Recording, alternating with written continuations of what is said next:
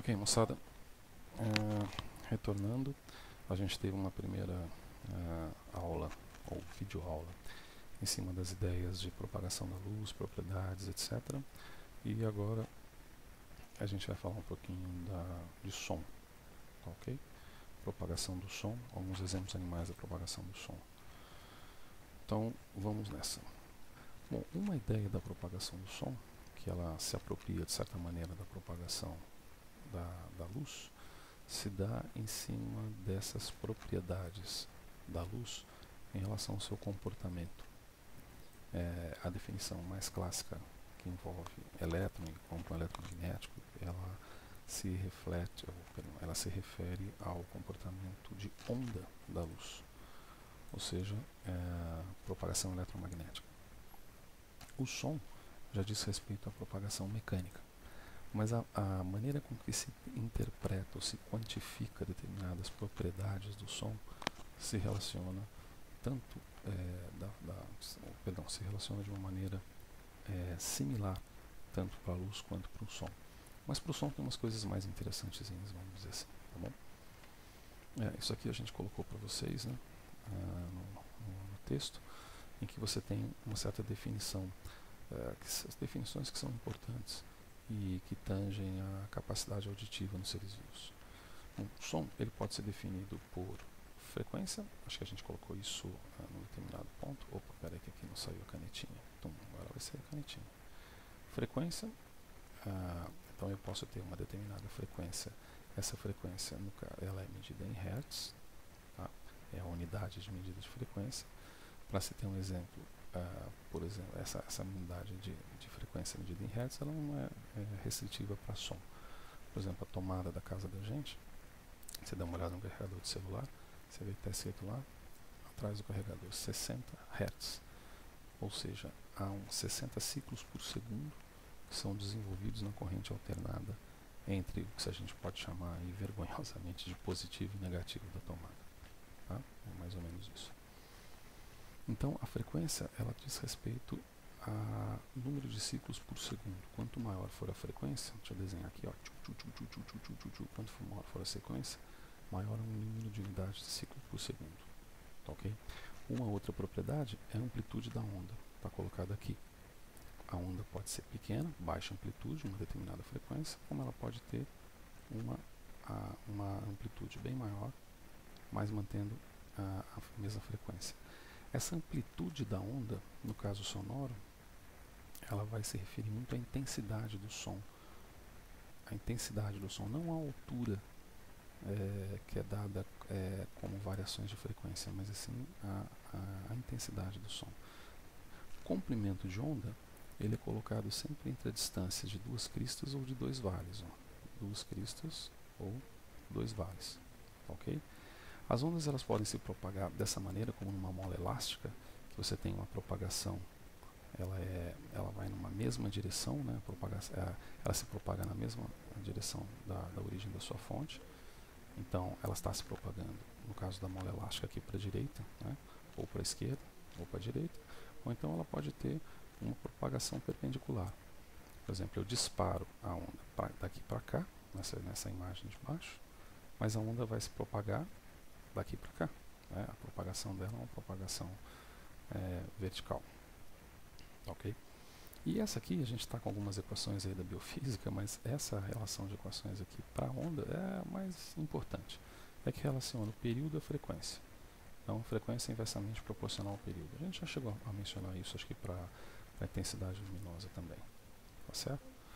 Então, tá aqui os tipos como estão representados naquele PowerPoint que foi passado para vocês. Você tem as ondas de característica transversal, tipo transversal, vibração transversal. Não deu minha canetinha agora. Espera aí. Não deu. Agora deu. Transversal e longitudinal. Então fica claro esse tipo de propagação. Esse efeito aqui de propagação, ele é encontrado é encontrado em situações menores, por assim dizer, da biologia, em relação à propagação transversal. É uma propagação bem mais comum. Tá? Essa outra imagem apresentada para vocês diz respeito a é quase que mais do mesmo também, né? Você tem aqui você tem a definição, por assim dizer, de período e a definição de frequência e alguns exemplos de frequência obtidos em algumas séries animais, certo? Depois eu vou entrar em detalhes disso também numa outra apresentaçãozinha rápida. Aliás, acho que junto essa daqui, tá? Velocidade média de propagação da onda. Velocidade média de propagação da onda é obtida nessa relação. Cara, essa relação é simples. Na realidade, o que está se considerando como S aqui é a variação de distância, tá? Que pode ser considerada como o comprimento da onda e que pode ser considerada como lambda. Então, quando se fala, é um similar, inclusive, ao que se tem em óptica, né? Quer dizer, 500 nanômetros, nanômetros é uma distância, portanto, é uma unidade, nanômetro, que é a unidade 10 a menos 9 metros, é o comprimento da onda. E para som também, isso aqui vai valer aqui, ó, como comprimento de onda. E o comprimento de onda e sobre uma relação de tempo vai te dar velocidade. Então não tem uma coisa muito extraordinária. Agora, como que T é igual a 1 sobre F, isso está colocado logo lá embaixo, você faz a continha rápida e você vai ter que a velocidade média de uma onda, né, velocidade de uma onda, vai ser igual ao produto da sua frequência pelo seu comprimento. Tem utilidade isso? Tem. Não exatamente no campo biológico direto, mas tem. A transmissão da onda é uma delas, quer dizer, a velocidade de propagação do som. Essa velocidade de propagação do som vai ser, obviamente, uma função, portanto, do lambda, que é o comprimento de onda, vezes a frequência. E a frequência está relacionada à capacidade de propagação dessa onda no meio.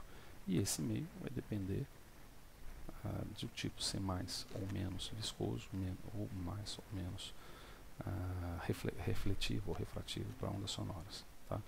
Aqui tem uma representação interessante, num dos livros que agora esqueci de vocês, e que dá o exemplo de definição da onda, como que a onda ela se propaga. A ideia aqui é que quando você pega esse ponto aqui e agita, ele vai circular, ou ele vai se mexer de um lado e para outro, aqui, ok? Nesse movimento que ele faz de um lado para o outro, ele provoca um efeito combinado de compressão das moléculas contidas aqui, ó, moléculas de ar contida aqui, por um lado, quando ele vem nessa direção, ao mesmo tempo que, quando ele volta, por exemplo, ele provoca uma expansão dessas moléculas. Esse jogo de comprimir, expandir, comprimir, expandir, comprimir, expandir, transfere energia das moléculas de ar de um lado para o outro. E isso gera as frequências e as vibrações sonoras. Das qualidades do som, é interessante essas três aqui, ó. Intensidade, altura, intensidade, altura e timbre, certo? Isso aqui parece ser meio cabeludo, mas não é não. A intensidade do som seria igual, basicamente, à variação de energia. Esse ΔE aqui, ó, é a variação de energia. Essa variação de energia que incide sobre uma superfície na qual é definida por uma área, tá? Na qual o som percorre. E esse ΔT aqui é nada mais nada menos do que a variação de tempo. Se a gente partir do pressuposto que a potência não varia, ou seja, a variação de energia no tempo aqui não varia, então a relação de intensidade fica mais fácil de ser colocado como sendo de potência sobre área. Pouca aplicabilidade na biologia. O que tem mais aplicabilidade na biologia é essa relação aqui, que a gente conhece por decibéis. Tá certo? Que tem, eu acho que em alguma outra apresentação a gente colocou a relação de decibéis com transmissão eletromagnética, mas o que importa aqui é a transmissão sonora. Veja que decibéis é colocado em escala logarítmica, tá? E também é uma relação logarítmica da intensidade do som por um limiar de percepção. O bacana dessa história dos tais decibéis é que por exibir essa relação logarítmica, cada variação na potência de 10 do som, da intensidade do som, nos dá uma percepção mais simples. Deixa eu tentar exemplificar isso de outra forma. Se o som, por exemplo, ele varia 10 a 5 vezes, se ele tiver uma intensidade 5 vezes maior do que o outro, comparando dois sons, na verdade a gente vai perceber isso em unidades de decibéis como sendo apenas 5 unidades de variação. Curioso, né? Altura e timbre tem outras relações. Altura, por exemplo, tem a ver o fato do som ser grave ou o som ser agudo. O som ser grave e o som ser agudo, a gente já viu, isso tem a ver com frequência. Ao passo que o timbre tem a ver com a forma que a onda adquire a partir de uma determinada fonte. Eu posso ter a mesma altura, eu posso ter a mesma frequência, estou tentando imitar aqui, ó, duas curvinhas, só que uma delas a forma da onda é modificada, tá certo? Isso é bastante evidente no som musical. Eu vou puxar aqui um programinha rápido, um pouco diferente, que é esse programinha aqui, que mostra o que acontece com a variação de som à medida que eu trabalho com variações de intensidade. Então, por exemplo, eu vou colocar, vou simular aqui uma geração de um som obtido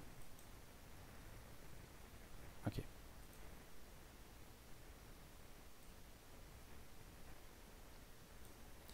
Enquanto eu falo, eu perturbo esse som, tá vendo? Dependendo do padrão de voz que eu colocar aqui, tipo um mais grave ou mais agudo, eu vou perturbar mais ou menos.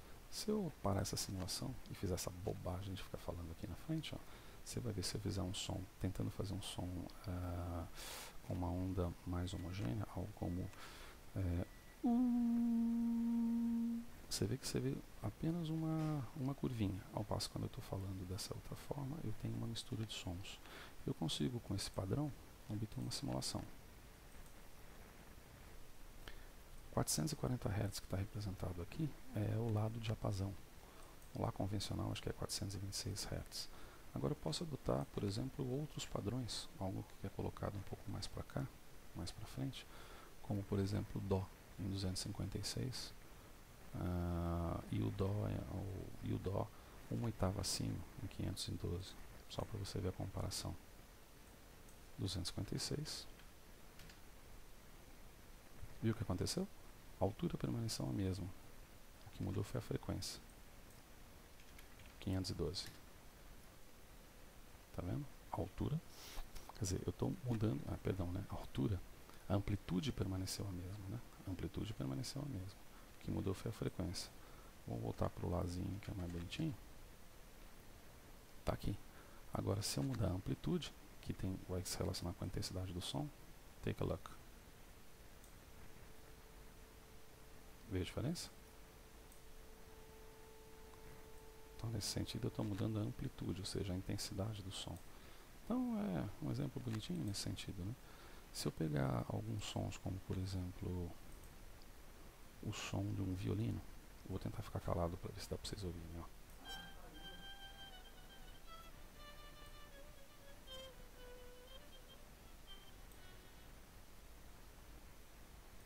Aqui eu não sei se deu para perceber. Em comparação com o cello.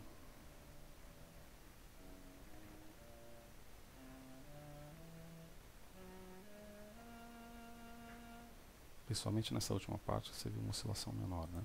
Agora olha só uma guitarra.